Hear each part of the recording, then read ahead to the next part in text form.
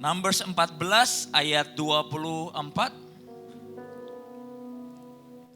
Saya rindu di ulang tahun kita yang ke-11 dan setelah bulan Oktober ada sesuatu yang Tuhan taruh yang baru dalam hidup saudara pagi hari ini. Amin.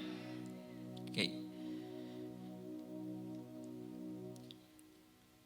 Numbers 14 ayat 24. But my servant Caleb, tetapi hambaku Kaleb, karena lain jiwa yang ada padanya, dan ia mengikuti aku dengan sepenuhnya, akan kubawa masuk ke negeri yang telah dimasukinya itu. Oke. Dan keturunannya akan apa saudara? Memilikinya. Nah di dalam Inggrisnya katakan, but my servant Caleb, this is a different story. Nah saudara mau gak ngalamin ini? Dari semua orang keluarga saudara, silsilah keluarga saya, semuanya berantakan. Tapi Anda, Tuhan katakan, there's another or different story.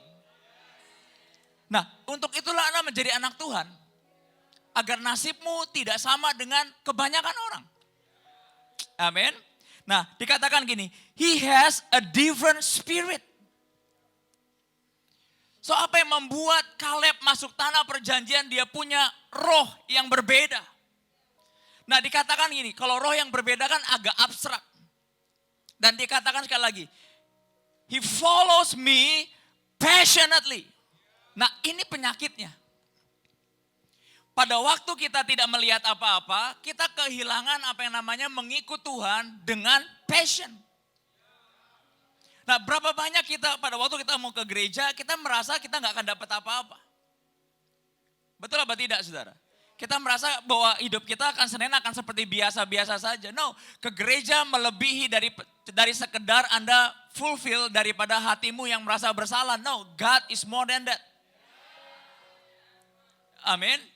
Dikatakan follow me passionately. Dia mengikut aku dengan passion. Saudara pernah lihat konser musik? Kalau Anda lihat konser musik, waduh orang pada ngantri. Tapi lihat saudara, banyak anak Tuhan seringkali ke gereja, Tuhan kita itu besar loh. Benar-benar luar biasa. Nah sekarang dia tinggal di dalam kamu. Amin saudara. So pagi hari ini poin saya nomor 1 adalah jangan tawar hati. Come on church, jangan tawar hati. Alkitab katakan ada satu penyakit yang gak bisa Tuhan sembuhkan. Kalau saudara sudah kehilangan semangat passionately ikut Tuhan, dengan apa dia dapat dibangkitkan lagi? Come on. Kenapa ada orang yang punya passionate berkobar-kobar? Bukan karena masih muda umurnya. No. Karena belum nyampe. Karena belum sembuh. Karena belum diberkati. Do the opposite. Kenapa Anda mengikut Tuhan dengan passionately? Karena Tuhan belum selesai. Come on. Let's fill the atmosphere dengan faith atmosphere. Start from there. Come on church. Nah kita buka di Yosua 14 dengan ayat 15 dengan cepat.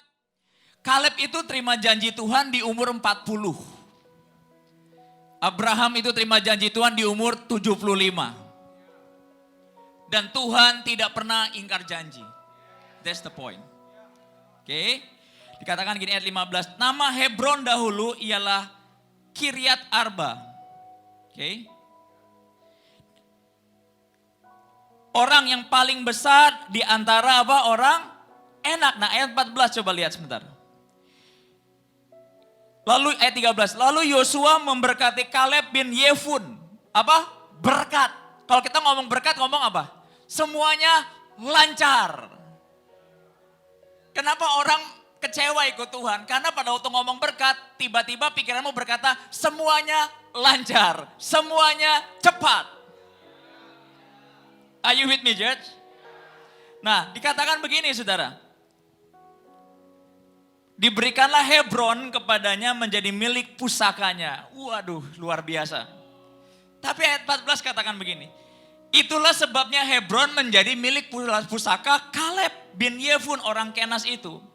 Sampai sekarang ini karena ia tetap mengikuti Tuhan Allah Israel dengan apa? Passionately. Garis bawahi passionately. Saudara, dari mana orang itu ada passionately, dia akan take foto di tempat itu lebih banyak, dia akan talking about that subject lebih banyak, dia akan mukanya berubah passionately dengan lebih banyak. Contohnya apa? Kalau mau akhir bulan, nah Anda belajar di situ passionately. Coba tanggal tua, hilang semuanya passionately. Nah kalau Anda susah menggambarkan ikut Tuhan seperti apa, nah yang relevannya lah, mau tanggal tua itulah mau masuk gajimu awal, saudara. Nah, tapi ini bukan cuma sekedar Hebron. Kenapa Tuhan berkat itu nempel partikular berbeda-beda di setiap orang? Kenapa saya masuk ingredients kan berkat Tuhan harus dengan passionately? Why? There is something. Ayat 15, nama Hebron. Nah, ini poin saya. Nama Hebron dahulu ialah Kirbat Arba. Arba ialah orang yang paling besar di antara orang Enak. Jadi dari antara semua suku Kanaan, yang Kaleb dapat yang paling apa? Paling besar raksasanya. Come on church, do you get this? Sejak kamu masuk gereja overcomer, kamu menyala-nyala buat Tuhan. Kok Tuhan kasih suku Enak di Kiryat Arba yang paling besar raksasanya. Makanya raksasa itu hanya bisa dikalahkan, Hebron menjadi milik Kaleb dengan apa? Passionately. Come on church. Pada waktu saya baca Alkitab di ayat ini, Kaleb ini, Tuhan ini gak mempermudah jalan Kaleb loh. Buat orang yang passionately, ada aja suku Enaknya. Jadi kalau Anda berkata, Pastor, recently hidup saya berat, ya itu Kaleb memang. Karena di antara suku Enak, bisa-bisanya dapat Hebron itu. Nah, Hebron itu yang minta siapa? Yosua. No. Kaleb. Is that man amazing? Dari antara orang di keluarga saudara, Anda yang paling mungkin sungguh-sungguh sama Tuhan, malah dapat cancer. Aneh gak kadang-kadang? Dari antara banyak rumah tangga, Anda yang ngalamin begitu banyak tekanan dalam hidup ini. Tapi ada satu kunci yang Kaleb lakukan, dia tetap follow God's passionately.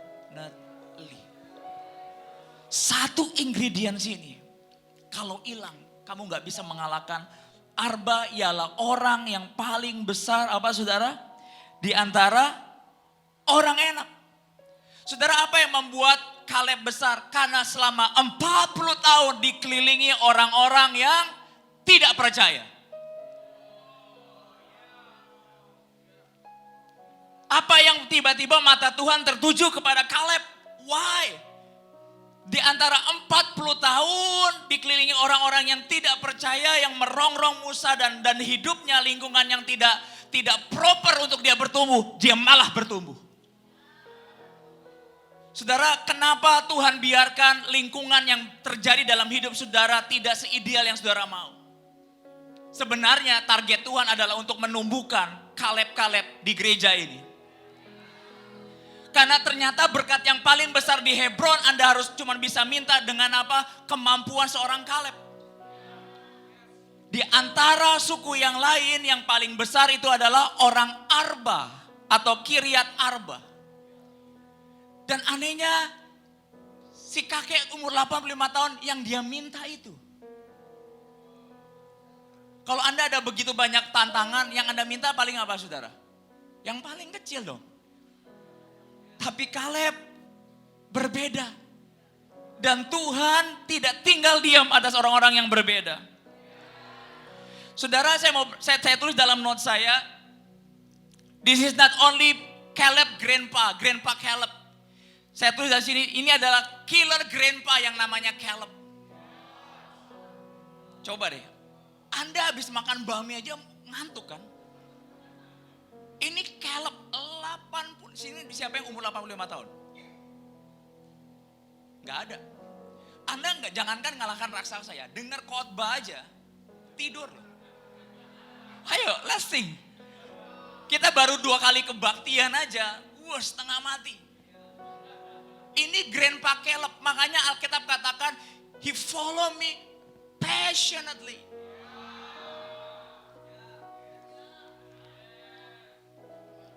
Pastor, kenapa di gereja ini kita harus ikut Tuhan tuh benar-benar passionately? You never know. Suatu saat Tuhan tahu Anda minta Hebron di hadapan Tuhan. Dan dibutuhkan orang-orang mental seperti Caleb, katakan amin pagi hari ini. Nah pertanyaannya, mau gak saudara punya different story yang Tuhan katakan? Atau Anda akan seperti banyakkan orang dalam hidup ini?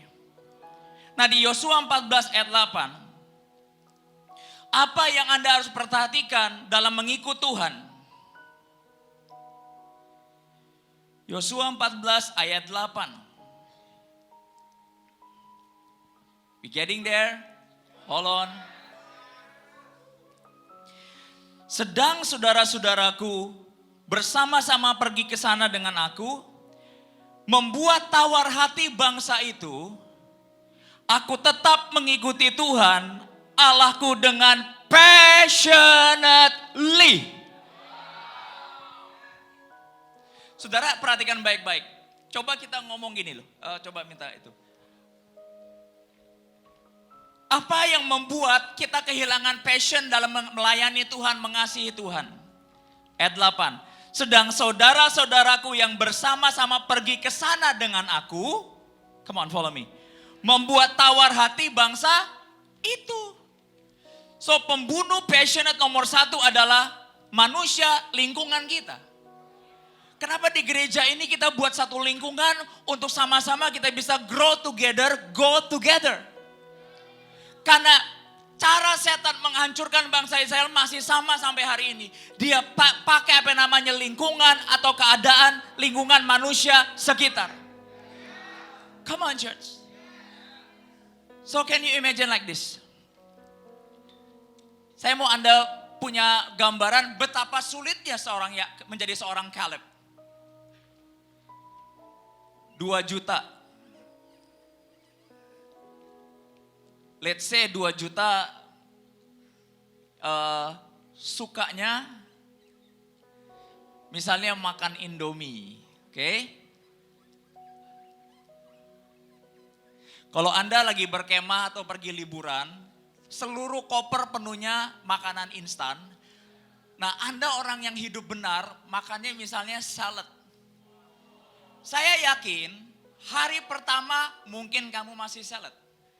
Tapi hari ke-7 kamu akan menjadi salah satu dari orang yang bersama-sama dengan kamu. Semua yang Israel lakukan itu berapa? 40 tahun. Saya mau berkata, untuk menjadikan seorang anak rusak cukup sekolah 3 tahun dan kamu akan lihat ngomongnya kotor semua. Betul gak saudara? Ini 40 tahun, perhatikan baik-baik. Betapa orang ini spesial. Nah coba Anda dengar baik-baik pagi hari ini supaya Anda bisa mengerti. Kenapa Tuhan kasih orang spesial ini dengan berkat yang spesial. Jadi kalau one day ada orang diberkati, saya ngomong berkat tidak ngomong soal uang. Tapi hidupnya passionately. Jadi berkat, berbeda. 40 tahun ciumnya Indomie tiap hari. Misalnya ya, yang gampang deh biar saudara lapar. Tapi Alkitab katakan 2 orang ini Yosua dan Caleb.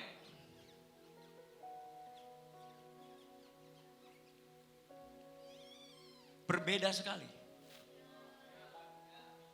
Susah gak jadi Caleb dan Yosua? Kalau kira-kira dia gak ikut Tuhan passionately. Nular gak? Nular. Jadi ingredients apa yang membuat Caleb sebenarnya bisa selamat dari influence itu? Passion. Dia tahu Tuhan belum selesai dalam hidup Caleb. Nah, kalau Anda ngalamin tragedi dalam hidup ini, di bangkumu masing-masing, kamu masih bisa menang. Nggak perlu tunggu keluar hari ini. Sambil di bangku masing-masing Anda berkata, Tuhan kau belum selesai bagiku. Yang terbaik belum aku terima Tuhan. Hebron belum aku dapatkan. I believe itu jeritan hati Kaleb setiap dia ada influence yang kotor di sekeliling oleh orang-orang 2 juta bangsa itu. Dan itu saudara-saudaranya sendiri loh. Dan remember one thing, hari itu Kaleb berumur 40 tahun. Sorry, 45 tahun. It's hard? Yes. Come on, follow me this morning. Nah, apa yang membuat dia diberkati? Dia adalah orang, saya berkata dia leader atau jemaat atau kepala atau anak Tuhan yang anti mainstream. Iya enggak? 2 juta orang ngomong A, dia ngomong B. Nah, 40 tahun Tuhan bela enggak? Enggak. Ada ayatnya, let's see together, oke? Saya suka kalau saudara ketemu saya pelajaran matematika. Yang tidur nggak ngerti, yang nggak tidur pinter pulang. Nah, Anda bisa bayangkan Hebron ini bisa kalah karena lingkungan. Karena manusia. Banyak hamba Tuhan berkata lingkungan saudara dan teman-teman sekalian saudara adalah masa depan saudara. That's true. Champion harus bergaul dengan apa? Champion. Tangkap saudara. So pagi hari ini bagaimana kita bisa belajar punya passionately. Anda harus belajar dengan siapa Anda bergaul. Nah, ada satu hamba Tuhan peka akan dunia roh. Wah, peka dengan dunia roh. Dia berkata gini. Sebelum dia kenal Tuhan, dia berkata gini. Ada 2 jendela setan masuk dalam seseorang. Perhatikan baik-baik. Nomor 1 adalah pikiran yang kosong. Kalau kata orang Amerika, airhead. Isinya angin kepalanya. Yang kedua, selalu lewat pergaulan.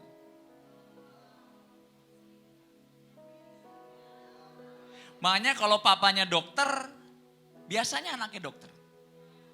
Betul gak saudara? Kalau papanya asuransi, gak tahu anaknya apa. Lihat gak saudara? Setan masuk lewat apa? Jadi ini bukan cuma sekedar kata-kata motivator. Sebelum dia kenal Tuhan, dia mengabdi diri kepada apa yang namanya kuasa kegelapan. Setan berkata kalau kamu mau serang orang Kristen lewat 2. Pertama, orang yang kepalanya kosong. Hurt ya saudara ya. Makanya kalau orang dengar baca firman buat apa? Supaya lebih Kristen? Enggak, supaya kepalamu enggak kosong. Ya. Setan itu suka orang yang kepalanya kosong. Nggak percaya, coba deh nikah sama orang yang kepalanya kosong. Desperate pasti kamu, cintamu pasti hilang. Yang kedua, lewat pergaulan. Wow. So pagi hari ini bagaimana para Kaleb dan Yosua ini bisa masuk tanah Kanaan di gereja ini harus punya lingkungan apa saudara? Yang godly. Come on church. Haleluya. Nah, Yosua 14 ayat 10.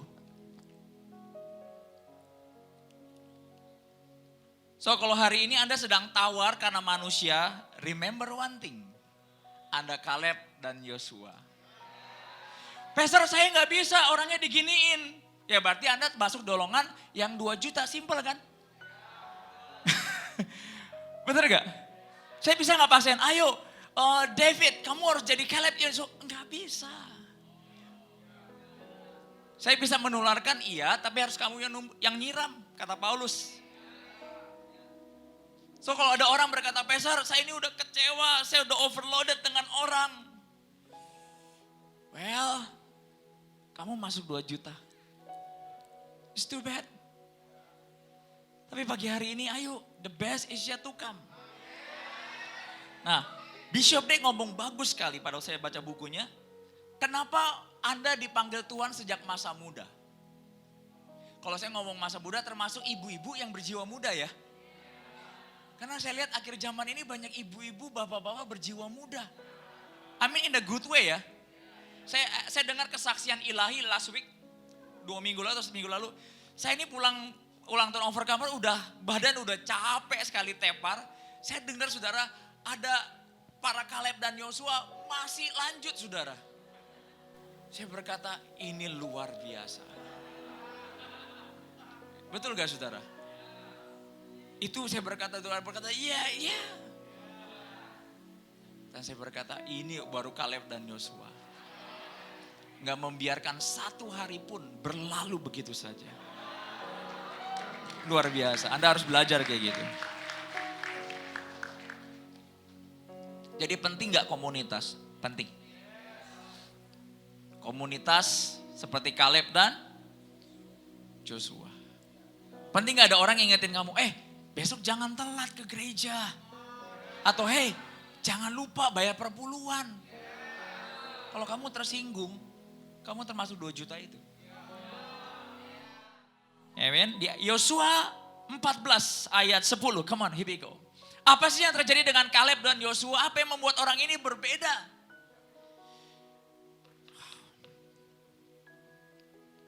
Kalau Anda baca di Alkitab, enggak banyak namanya berkarya. Misalnya Kaleb buat ini enggak banyak. Nah, Bishop Dek ngomong bagus sekali. Kenapa ada orang-orang tertentu yang dipilih Tuhan sejak masa muda? Bagaimanapun orang yang muda punya waktu untuk membangun. Jadi kalau Anda para pengusaha yang masih muda, masih gagal 7 kali, baru bangkit 8 kali, gagal 7 kali, 8 kali. Anda dapat anugerah yang namanya umur untuk bisa ngebangun. Nah kalau baru 3 tahun, 5 tahun bangun bisnis Anda udah kehilangan iman dan passionately, Anda masuk kepada 2 juta itu. Come on. Loh katanya mau berkat besar. Kaleb minta namanya Kiryat Arba, suku Enak yang paling besar di umur 85 tahun. Come on church. Yosua 14 ayat 10. Apa yang terjadi dalam hidup Kaleb selama 40 tahun di padang gurun? Oke? Anda mau tahu? Oke.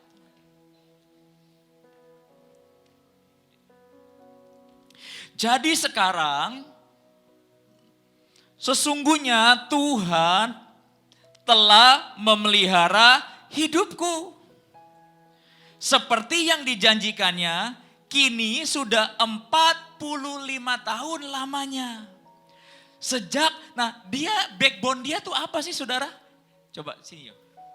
Ini kan dasarnya teguh nih, gede. Ayo. Backbone tuh tulang punggung dia, kamu ke belakang.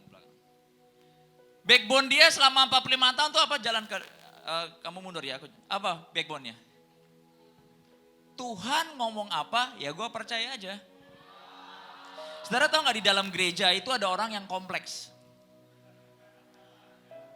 Butuh firman, nubuatan, mimpi, penglihatan, peneguhan.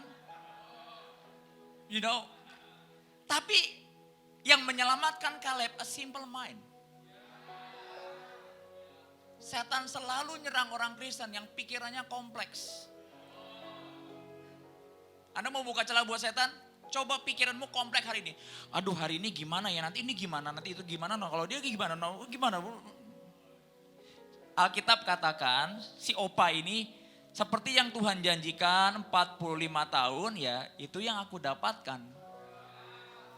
Kalau saya rangkum, Kaleb berkata gini, aku sih percaya saja. Enak gak punya jemaat kayak begini? Pastor, walaupun badai ngalamin ketemu dengan 2 juta bangsa yang luar biasa, kata Tuhan bajingan, aku sih percaya aja kalau Tuhan janji, dia bisa genapin kok. Anda jangan berpikir pikiran yang sederhana itu gampang loh. Siapa yang jagain? Firman. Firman berasa? Enggak berasa, tapi dia bekerja. Amen. Dia kelihatan? Enggak, tapi dia jadi backbone. So, apa rahasia Kaleb ini berkata gini, di padang gurun jadi sekarang telah berumur 85 tahun, aku hari ini. Dan dia berkata, this is my day. Tapi perhatikan kata-kata ini. Memelihara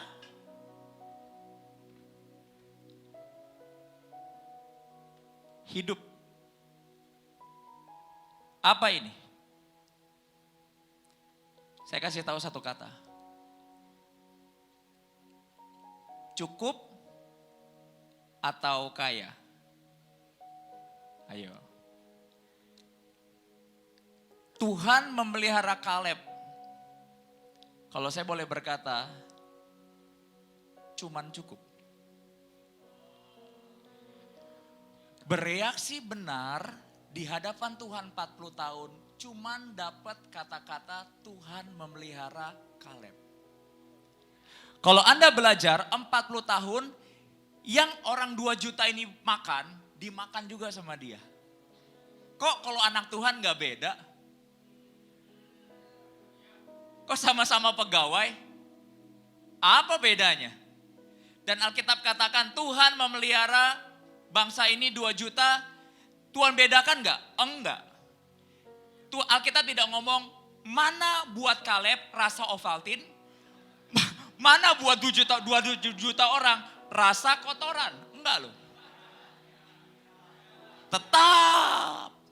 Nah kalau Anda berkata kalau Tuhan itu mana saya hidup benar. Baru 2 tahun.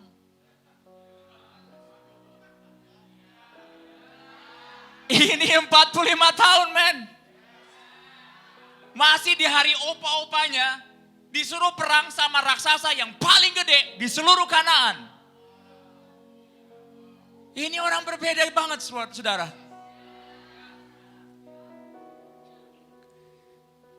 Cocoknya saya jadi motivator asuransi ya. Saudara, bayangkan saudara, kalau saya jadi Kaleb, I need more dong. If there's God, I am more dong Tuhan. Kaleb tahu, walaupun hidup benar, tetap Tuhan kasih apa yang namanya jatah, dipelihara cukup. Belum abundant banget, belum. Masih makannya burung puyuh dan juga mana. Nah kalau itu jatuh dalam hidup saudara, cara Tuhan kepada Kaleb, Anda kecewa enggak? Itu Anda harus bertanya pagi hari ini.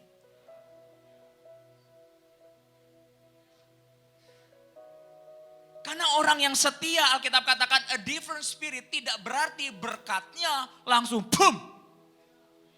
That's not the measure. Church is not about membuat hidup saudara jadi bam. No. Church, tugas utama seorang gembala dan bergereja adalah bagaimana hatimu tetap setia mengikut Tuhan.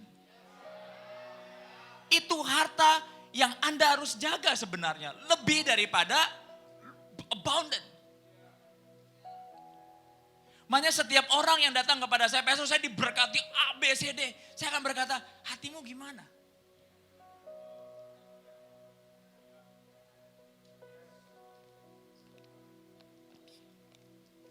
Ternyata itu measurement surga. Sesungguhnya Tuhan telah memelihara hidupku seperti yang dijanjikannya. Kini sudah 40 tahun, 45 tahun. Waktu yang lama tidak membuat dia kehilangan apa yang namanya imannya. Nah saya mau berkata pagi hari ini. Ada sebuah quotes di hati saya keluar yang Tuhan taruh di hati saya pagi hari ini. Kenapa banyak orang Kristen salah pilih? Nah, ayo. Kenapa banyak orang Kristen salah pilih? Akarnya cuma satu. Ya gue yang nanya, gue yang jawab. Capek nunggu.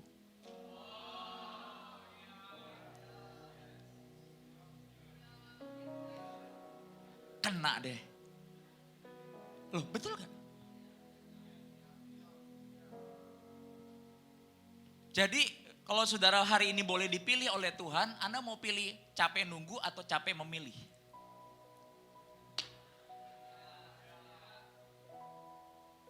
Kaleb pilih capek nunggu.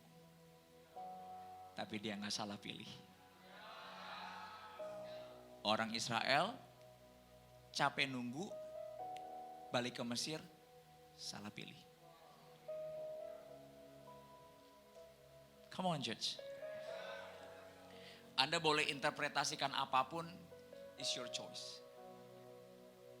Tapi iblis selalu mendorong orang Kristen supaya capek nunggu. Supaya one day mereka salah pilih. Come on church. Biarkan rohmu terbuka pagi hari ini. Haleluya. Nah, kita buka di Yosua 14. Kita masih di Yosua 14.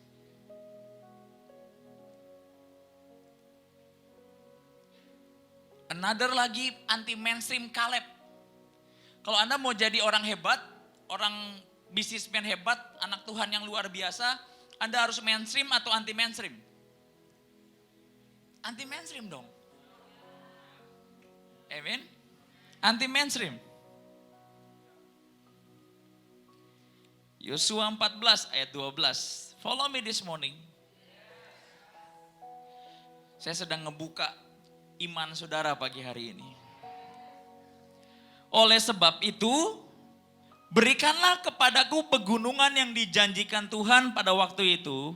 Sebab engkau sendiri mendengar pada waktu itu bahwa di sana ada orang enak. Like I said before, dia pilih orang enak yang terbesar. Dengan kota-kota yang besar dan berkubu. Mungkin Tuhan menyertai aku sehingga aku menghalau mereka seperti apa? Yang difirmankan Tuhan. Kaleb selamat cuman karena dia anti mainstream. Israel gagal karena dia capek nunggu dan semua hilang semua. Nah, susah gak bertahan di tengah 2 juta Israel? Nah, contoh. Recently misalnya banyak pengusaha berkata kepada saudara untuk menjadi kaya jadi startup bisnis. Misalnya. Nah, ini tipikal orang Indonesia. Setiap ada yang menguntungkan mereka rame-rame jual barang yang sama. Betul apa betul? Karena mereka berpikir apa? Cara cepat menjadi kaya. Tapi 2 pengusaha yang namanya Yosua dan Kaleb berkata, oh, saya percaya cara Tuhan bukan begitu dengan saya. They do the opposite. Akhirnya mereka lah yang dapat. Gampang gak bertahan di tengah 2 juta bangsa Israel? Oh, gak gampang. Coba tiap hari kamu jangankan sama 2 juta, sama 1 orang kamu dirongrong terus. Hilang gak imanmu? Hilang. Nanti khotbah saya pas pulang baru Anda ngalamin, oh iya gak gampang. Anda datang ke gereja, misalnya semua orang misalnya gak ada passion. Anda yang ada passion sendiri. Buat 40 tahun yang aneh pasti Kaleb dan Yosua. Tapi setelah 45 tahun yang aneh siapa? 2 juta itu. Aneh ya. Tapi masalahnya Anda mau capek nunggu atau capek milih? Come on church. Bilangan 14. Saudara di Mazmur. Kalau Anda ikut Tuhan, coba pegang ayat ini. Mazmur yang paling sulit cari anak Tuhan yang komitmen sekarang. Betul ya saudara ya? Apa itu komitmen? Menyelesaikan apa yang mereka mulai. Sesimpel itu, komitmen itu. At any risk. Mazmur 19 ayat 112. Nah, di ayat sebelum-sebelumnya, nanti Anda baca di rumah, Daud mengeluarkan ayat ini karena dia ngalamin banyak tragedi. Are you with me church? Jadi gak tiba-tiba dia jump up dengan ayat yang 112. Tapi di ujung semua yang hatinya pengen marah, pengen berbelok, pengen ngalamin sesuatu seperti banyak orang. Nah ayat 112 berkata gini, telah kucondongkan hatiku untuk melakukan ketetapan-ketetapanmu untuk selama-lamanya sampai saat apa? Terakhir. Saudara, saya percaya itu yang dimiliki oleh Yosua dan Kaleb. Saudara, paling enak saudara kalau orang mempunyai sebuah tim, mempunyai jemaat, keluarga atau teman pelayanan atau apapun yang pegang ayat ini. Pokoknya pastor, dari awal aku akan menyelesaikannya sampai akhir. Paling gak enak punya tim yang berkata apa? Sorry pastor, we are too busy and we go home. Come on. Kerajaan surga butuh orang-orang yang seperti ini. Saya bisa bayangkan begini. Kalau di Overcomer, ada 500-600 orang di 2 Lei Kebaktian misalnya. Sama sekolah minggu. Tiba-tiba, bukan amin udah di situ soalnya. Nah, tiba-tiba saudara, ngalamin banyak hal, tinggal 2. Nah saudara masih mau bergereja gak tuh? Sama Kaleb Yosua gak? Sama.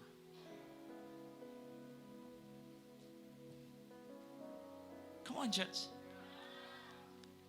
Mau gak saudara berkata kepada hatimu pagi hari ini, Tuhan, telah kucondongkan hatiku untuk melakukan ketetapan-ketetapanmu untuk selama-lamanya sampai terakhir. Anda perhatikan baik-baik. Lihat dia orang-orang yang konsisten di gereja. Mereka akan jadi orang-orang yang hebat. Yang menetapkan hatinya sampai terakhir. Coba lihat orang-orang seperti itu. Mereka akan berbuah lebat di halaman bait Allah. Apa itu konsisten 45 tahun? Come on church. Kita buka firman Tuhan lagi. Apa pembunuh iman dari 2 juta orang Israel ini? Bilangan 14 ayat 3. Saya berdoa relevansinya Anda bisa nangkep pagi hari ini. Khotbahnya simple tapi gak gampang dilakukan. Punya simple heart sama simple mind gampang gak? Enggak gampang. Mau belajar dari mana? Belajar dari anak kecil. Pastor, saya ini dulu ya pas awal ikut Tuhan ngalamin mukjizat. Pas ikut Tuhan, tiba-tiba ya saya di bis ya Pastor ya, ngerasain Tuhan. Tiba-tiba Pastor pada waktu saya persembahan tinggal uang terakhir, pulang-pulang ada yang ajak makan Pastor. Kenapa pas kerja berkat kayak begitu hilang? Have you think about that? Nangkap saudara? Karena imanmu udah lagi pikiranmu gak sederhana. Pas kamu lahir baru semua sederhana. Kalau hari ini saya berkata, masa ada ya Pastor tiba-tiba ada orang digerakin transfer duit gitu. Tergantung iman. Kalau kamu bilang masa ada ya gak ada. Masa mungkin ya Pastor tiba-tiba cancerku sembuh ya pasal aku habis doa atau habis pulang gereja atau habis cell group. Tergantung Anda. Kalau Anda berkata masa bisa berarti gak akan bisa. Nanti saya akan ajarkan saudara pelan-pelan, oke? Ingat setan kerja lewat apa? 2. Yang pertama apa? Otak kosong. Oke. Yang kedua apa? Pergaulan. Jadi kalau Anda lagi kecewa sama orang, hati-hati. Setan cuma pakai temanmu tapi targetnya kamu. Come on.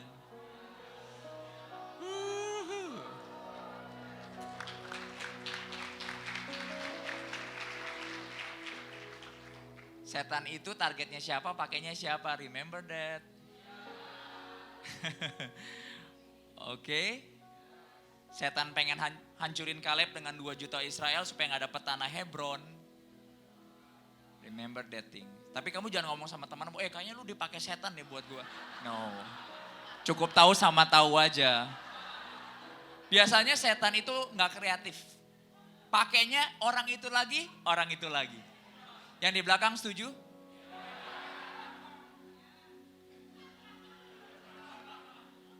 Nah kamu harus lebih pinter. Biar setan lebih kerja lebih kreatif. Amen. Penuhi dengan firman. Jadi setiap kamu ke gereja misalnya salah satu istri atau suami bikin kesel, hati-hati. Jangan-jangan dia mau ambil berkatmu lewat, ya kamu ngomong sendiri, saya gak ngomong. Oke. Bilangan 14 ayat 3.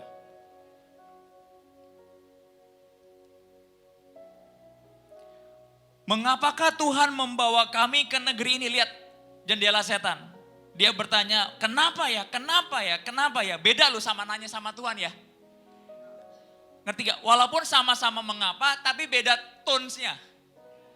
Kalau kamu dibawa ke seseorang, misalnya nyetir, kenapa sih lewat sini? Sama-sama kenapa ya? Betul ya? Tapi ada orang berkata, aku pengen tahu, lewat situ kan lebih nggak macet, kenapa sih lewat sini? Aku pengen tahu cara pikirmu, beda nggak?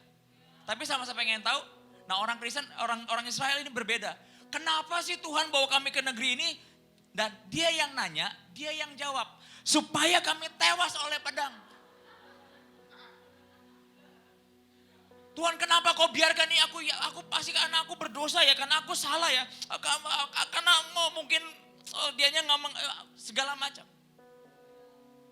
Kalau kamu lagi nanya sama Tuhan, biarkan Tuhan yang jawab. Kamu gak perlu jawab sendiri. Okay? That's the lesson. Right? Supaya kami tewas oleh pedang dan istri serta anak-anak kami menjadi tawanan. Tanda tanya juga kan? Tapi sebenarnya itu statement. Ya, bukankah lebih baik kami pulang ke Mesir? Lihat. Orang yang capek nunggu akan apa? Salah pilih. Jadi bagaimana setan masuk dalam hidup kita, bukan masuk ke dalam kita, tapi berbisik dan mempengaruhi kita, influence kita. Pada waktu di setiap kejadian, kita seringkali begitu responnya. Kenapa sih ini terjadi terus? Kenapa gue lagi? Kenapa sih gereja begini? Kenapa sih ini gak begini? Ada yang kotor di sini. Let me share about this. Saya tulis dalam note saya begini. Mesir itu punya keunikan. The funny fact about Egypt. Dia nyiksa kamu, dia merugikan kamu, dia membinasakan kamu. Tapi in some point, selalu kamu pengen balik ke sana. Think about this. Mesir itu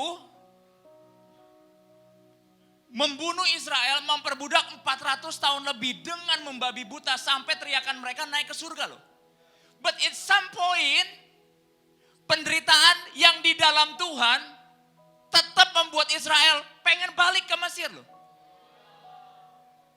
Contoh ada suami istri dan mantan saudara. Mantan saudara itu suka abuse, nipu, waduh, ngomong yang jelek, nyiksa saudara. Tapi cuma punya satu kelebihan, mantan saudara mungkin pinter masak. Nah Anda dapat istri yang sekarang, kalau itu kan satu bagusnya 9 cacatnya. Nah istri saudara yang baru mungkin 9 bagusnya 1 cacatnya. Misalnya. Loh Israel dibawa ke Kanaan kan cuma 1 cacatnya, suruh perang. Tapi enggak 400 tahun loh. Perhatikan baik-baik, Tuhan itu baik loh. Tapi dia gak kasih berkat langsung plong dari surga. Within your reach. Nah Alkitab, apa yang terjadi saudara? Selama perjalanan Israel ke Mesir, tiba-tiba Israel ini konslet pikirannya. Dia ingat bawang. Dia gak ingat 440 tahun di Mesir disiksa setan. Dan dia berpikir ikut Tuhan itu berat. Itu yang disebut sama saya airhead. We laughing about this, tapi kita lah pelakunya all the time.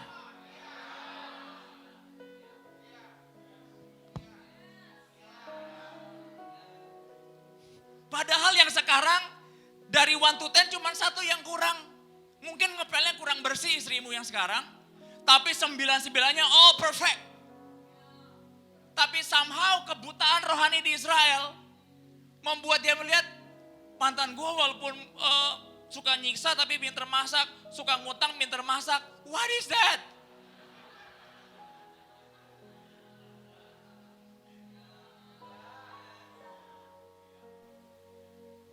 Gereja ini sama. Gereja ini punya kelemahan. We still growing from glory to glory. Anda berpikir untuk bangun gereja di umur yang masih sangat-sangat muda ini gampang? Gak gampang. Kami kehilangan jam-jam hidup kami. Di saat yang lain lagi Instagram di mana kita lagi bangun gereja. Tapi gereja ini akan gampang dibangun kalau kita bekerja sama. Take cooperate together, hand in hand. Bayangin kalau di gereja ini cuma ada 2 kaleb, 2 juta komplain. Antara 2 gamblingnya. 2 itu mati atau 2 juta itu hidup gitu aja. Ujungnya pada waktu kita tarik-tarikan sama Tuhan, Anda harus belajar memilih.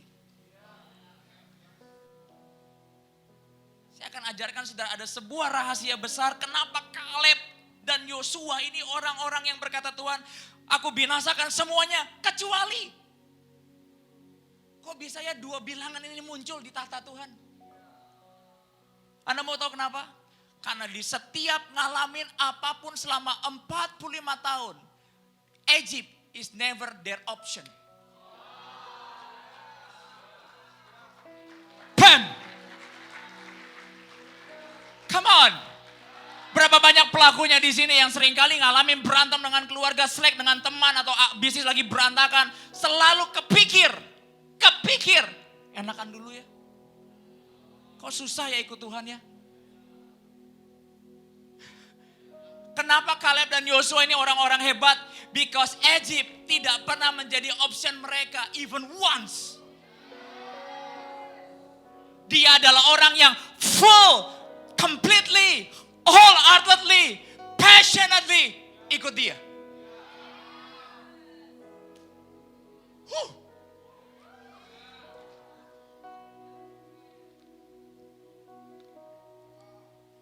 Enak gak punya teman nikah, punya teman gereja, orang-orang kayak begini? Egypt is never your option.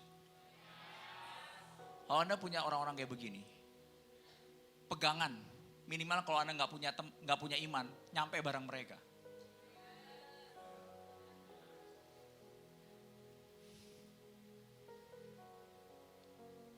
Suami, istri, hamba-hamba Tuhan di gereja ini.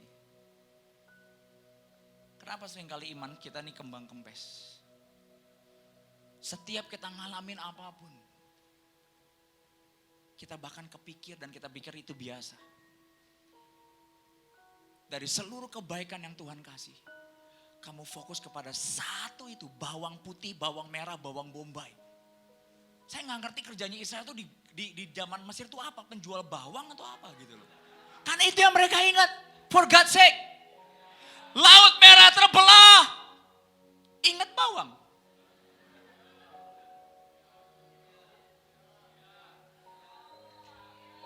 Mungkin suamimu bikin kacau atau anakmu belum ngalamin apapun, ingat bawang. Kamu gak ingat kamu dipanggil Tuhan imamat yang rajani, kamu dikasih kafling di surga, dapat teman-teman terbaik, gereja terbaik, nafas terbaik, kesehatan terbaik, memiliki apa yang orang lain tidak punya, that blessing.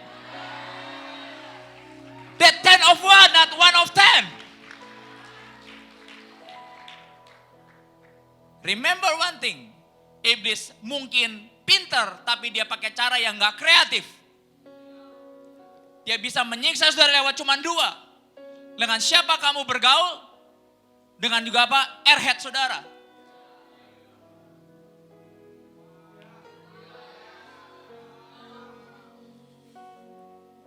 Pada waktu Anda ngalamin apapun, Tuhan lihat, kok orang ini ya, gak pernah Egypt atau Mesir atau balik ke belakang menjadi optionnya loh. Padahal udah membabi buta loh. Ayub pada waktu pertama kali kena sakit, satu kusta badan yang sampai dia garuk pakai beling. Dia ngomong begini, Tuhan yang memberi, Tuhan yang mengambil, terpujilah nama Tuhan.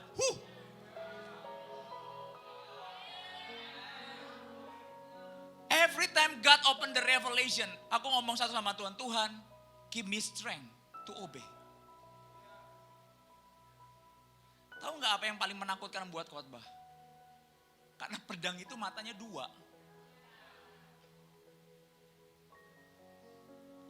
Makanya kalau ada pengkhotbah yang bikin ngantuk sekalipun, hargailah produk-produk Indonesia. You know why? It's really not easy, church. I'm not perfect. I'm still going on, gitu loh.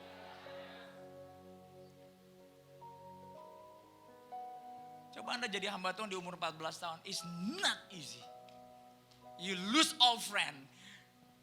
You lose 2 juta ini. Dan tiba-tiba kamu gandengan sama Kaleb, sama Yosua, sama kakek-kakek. Lu juga ada, tinggal berdua. Kadang-kadang yang terbaik selalu terjadi di ujung. Hey, Overcomer Church. Kenapa sama saya? Kenapa gak banyak orang dalam hidup saya? Kadang-kadang destination mereka berbeda. But God akan membawa kamu more further. Beyond. Come on, church. Egypt is not an option. Easy is not easy. Pembunuh iman adalah why? Tuhan, kenapa?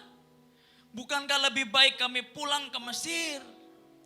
Nah, tapi ada sebuah paradigma pikiran dari apa yang namanya Kaleb dan Yosua, Bilangan 14 ayat 7. Come on, church.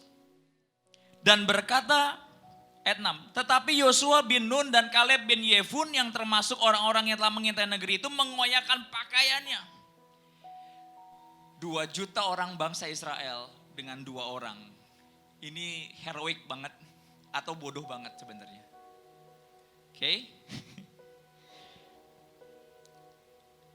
Ayat 7.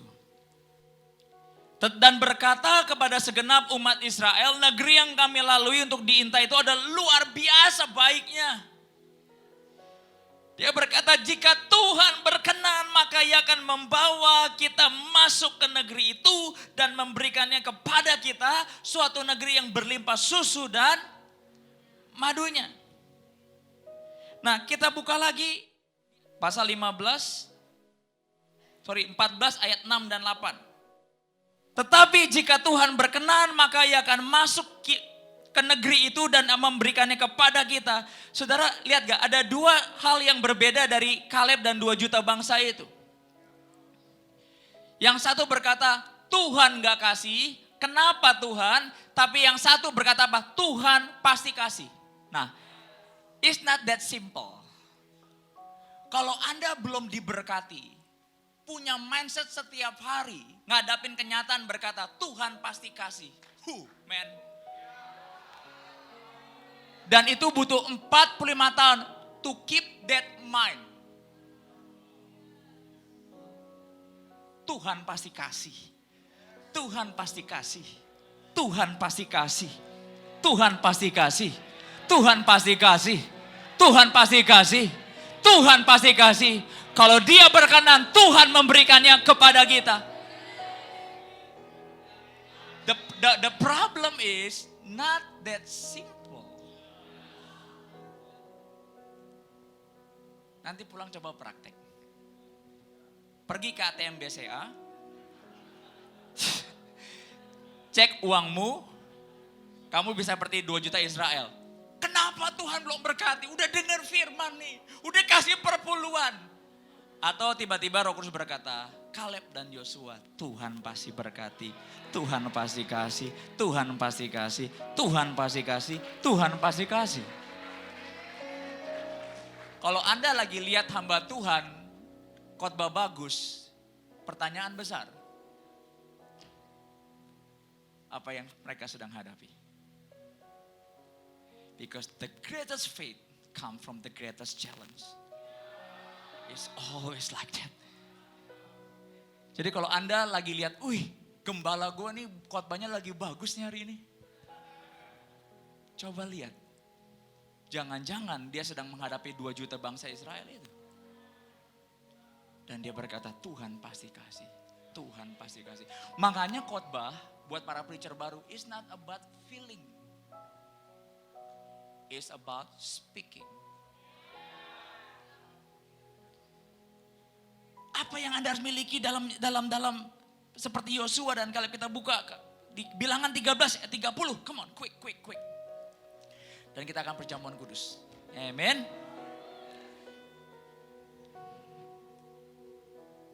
Kalau Anda sedang berkata Tuhan pasti kasih, berarti kenyataannya apa?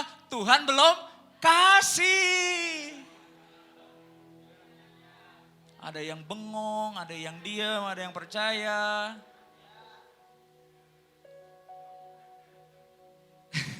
Jadi hari itu Israel sedang membicarakan yang Tuhan belum kasih. Tapi Yosua dan Kaleb karena different spirit, nggak airhead, nggak otaknya isinya kosong, Dia create, Tuhan pasti kasih.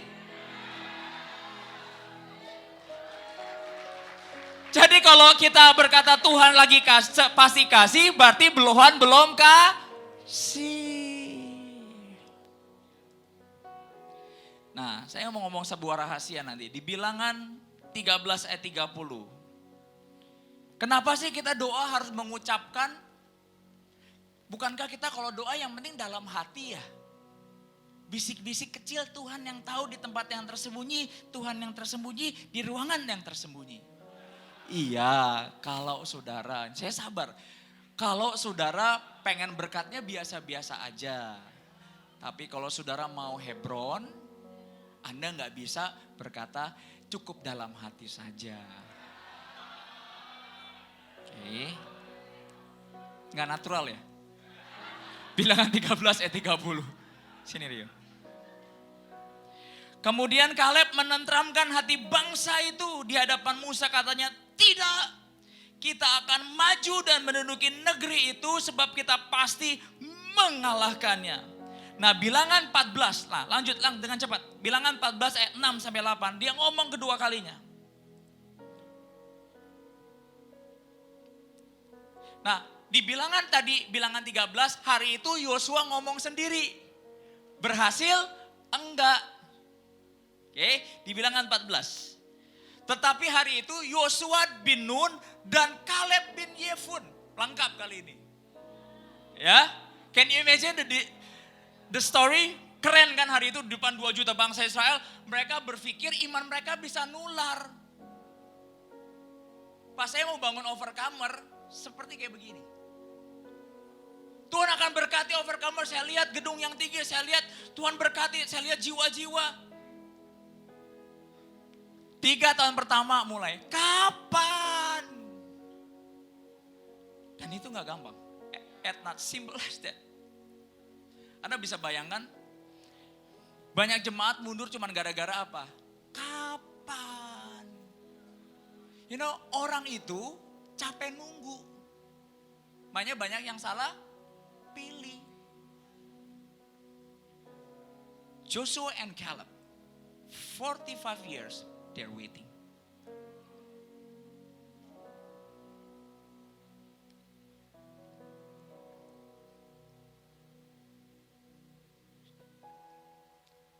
Para king, dari mana saya tahu Anda diurapi Tuhan?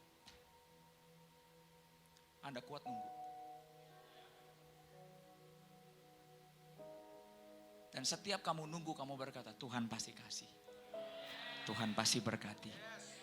Tuhan pasti kasih. Jadi kalau ada orang ngomong begitu ke kamu, jangan berkata gini, lu gak ngerti perasaan gua. No.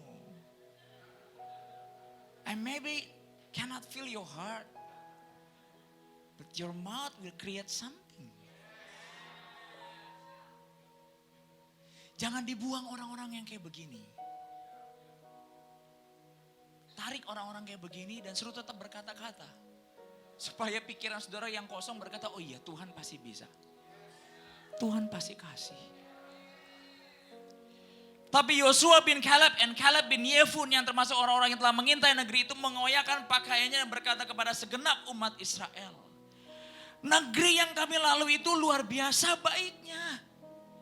Jika Tuhan berkenan kepada kita, maka Ia akan membawa kita ke negeri itu dan akan memberikannya kepada kita. Suatu negeri yang berlimpah-limpah dan susu. Apa kehebatan orang ini yang ngubah sejarah hidup mereka? Speak. Pastor, pada waktu saya speak. Nah, let's see ini what is this?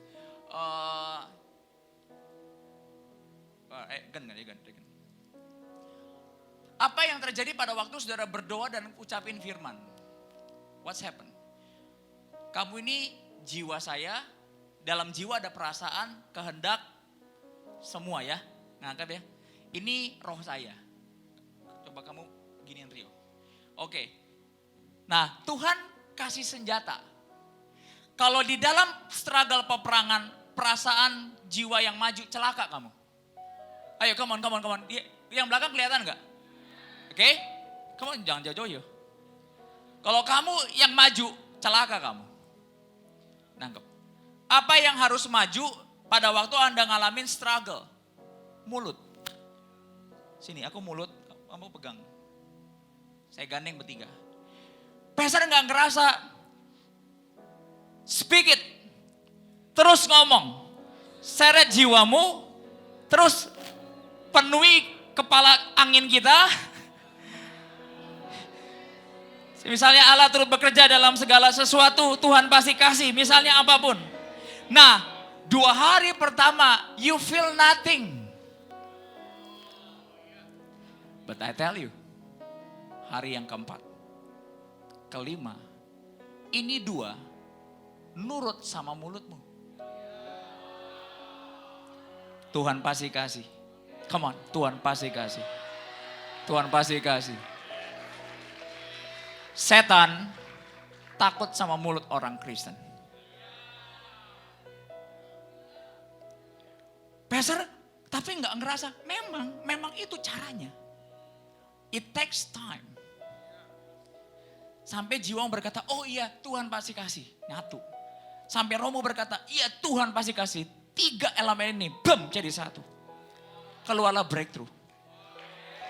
Tuhan pasti kasih. Kamu seret jiwamu. Tahukah saudara, di Yehezkiel 37 dengan cepat. And we almost there.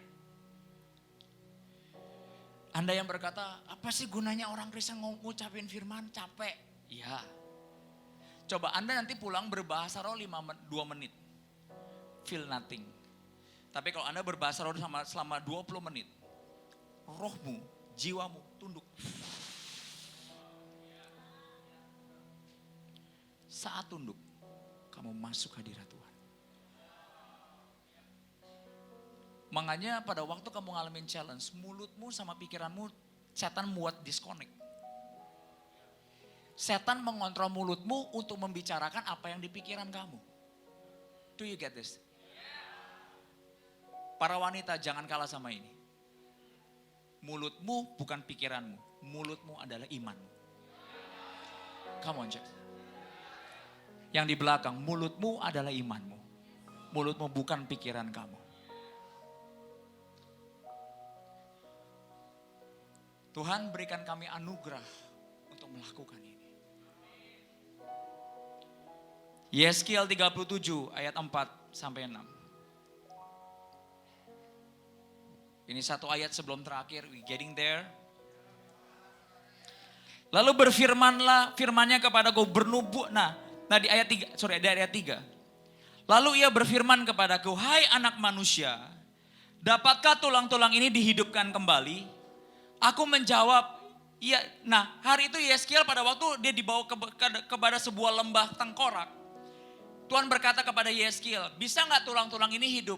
Dia ngomong, Tuhan terserah kamu, kan aku juga gak ngerti sebenarnya. Engkau yang mengetahuinya, artinya dia gak tahu. Tapi Tuhan buat sesuatu yang berbeda. Walaupun kamu gak rasa, gak tahu apa yang dia suruh buat. Nah di ayat 4, lalu firmannya kepadaku, Yehezkiel, bernubuatlah, kalau dalam Inggrisnya speak. Berbicaralah kepada apa? Tulang-tulang ini. Dan katakanlah kepadanya, hai tulang-tulang kering, dengarlah firman Tuhan. Bodoh gak? Kayaknya bodoh. Tapi ternyata pada waktu mulut kita mulai operate, apa yang terjadi? Ayat 5. Aku memberi nafas di dalammu supaya kamu hidup kembali. Loh, God Almighty bisa gak dia ngomong, hey hidup. Dia tenang mainnya, bam, hidup. Bisa? Bisa. Kenapa dia suruh pakai mulut kita?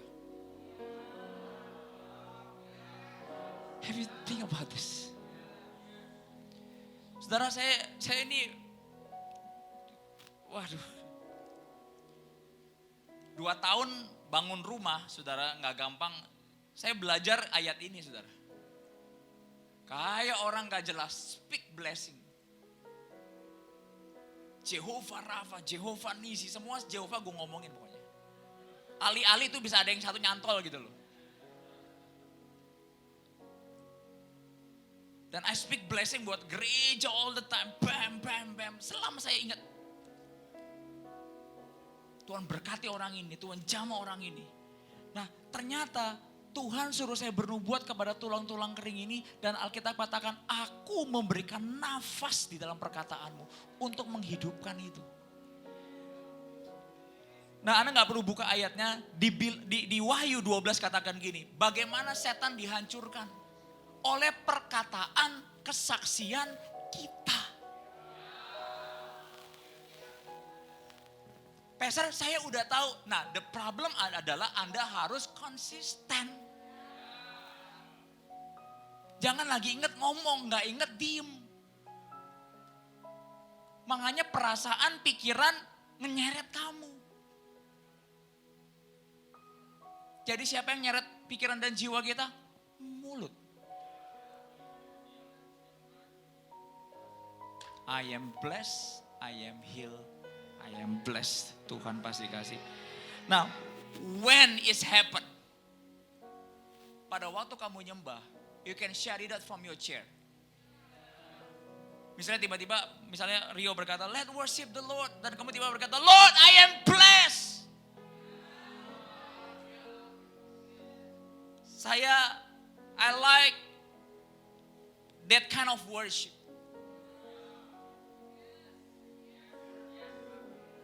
Tiba-tiba Anda berkata, Tuhan Baal Perasimku, Tuhan menerobos bagiku. Dan tiba-tiba, Tuhan beri nafasnya. Dan kalau saudara lihat di ayat-ayat terakhir, Alkitab katakan semua tulang itu jadi mighty warrior. Tentara Tuhan yang luar biasa. Yang saya berpikir gini, ini kan tulang mati. Kalau Anda sedang mengalami sesuatu dalam hidup ini, bahkan belum mati, berarti possibility-nya lebih hebat. Speak blessing about your life, your family, your business. Speak blessing. Jadi salah satu Yosua dan Kaleb yang membuat dia hebat adalah he speak. Amen. Terakhir, I promise. Dan kita akan perjamuan kudus dengan cepat. Kita akan buka Kejadian 42.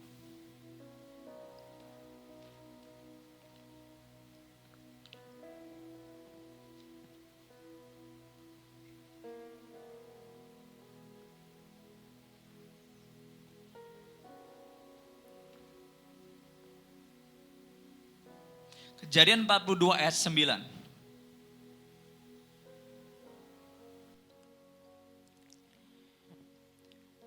Hari itu 11 saudaranya datang ke Mesir dan bertemu dengan Yusuf. Yusuf tidak dikenali oleh saudaranya, shortcut story. Dan tiba-tiba 11 saudaranya menyembah Yusuf. Betul gak saudara? Oke? Are you with me? Nah apa yang terjadi yang ajaib? Apa sih yang di pikiran dan di mata di hati Yusuf? Adalah sama apa yang dilakukan oleh Yosua dan Kaleb. Exactly the same. Dikatakan gini, tapi jawab mereka, ayat 9. Lalu teringatlah pada waktu 11 saudaranya datang, apa yang dipikirkan di dalam Yusuf. Lalu teringatlah Yusuf akan mimpi-mimpinya tentang mereka.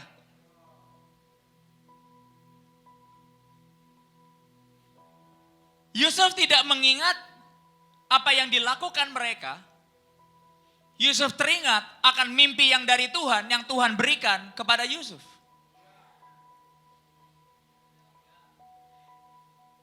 Semua kenyataan pahit 11 saudara darah daging membuang di sumur. Istri Potifar juga menuduh dia. Dan apa yang terjadi? Semua yang terjadi dalam hidup Kaleb dan Yosua 45 tahun melihat pemberontakan Israel. Apa yang ditemukan Tuhan di umur 85 tahun pada waktu mereka di depan Hebron? Yang mereka pikirkan, kalau Tuhan udah janji, Tuhan kasih. What a word. I don't know berapa kali orang menghancurkan kamu, mendistract kamu, membohongi kamu, menipu kamu, atau apapun you name it. One thing that you must keep it in your heart. Yusuf exactly the same. Pas 11 orang-orangnya, nah kalau kamu ketemu orang yang ngejual kamu deh. Kamu pertama yang kamu ingat janji atau yang mereka lakukan? Yang mereka lakukan. Tapi pada waktu 11, perhatikan baik-baik orang-orang besar kayak begini, Anda harus belajar. 11 orang penjual hidupnya datang kepada Yusuf. Dia ingat, oh aku ingat Tuhan berkati aku untuk mereka. Dia ingat mimpi Tuhan. Kalau kamu one day diberkati anak overcomer, 10 tahun kemudian, kamu ingatnya apa? Oh, dari sejak muda diberkati di overcomer. Tuhan pernah berjanji di kebaktian ini pada waktu gembalaku ngomong ini. Atau apa yang kamu pikirkan? Dan Alkitab jelas katakan di sikap hati yang sama Yosua dan Kaleb, dia berkata, pada waktu aku umur 85 tahun aku ikut Tuhan. Tuhan berjanji kepadaku, sama gak? Gila ya. Dengar firmannya simple, tapi coba jalaninya. In the trouble time, para king overcomer di sini berkata yang baik-baik. Apa yang kamu ingat? Kok gue lagi, kok Tuhan gak ini, kok gini, capek nih Tuhan. Atau kamu berkata, Lord, I remember your promise. I remember you, Lord.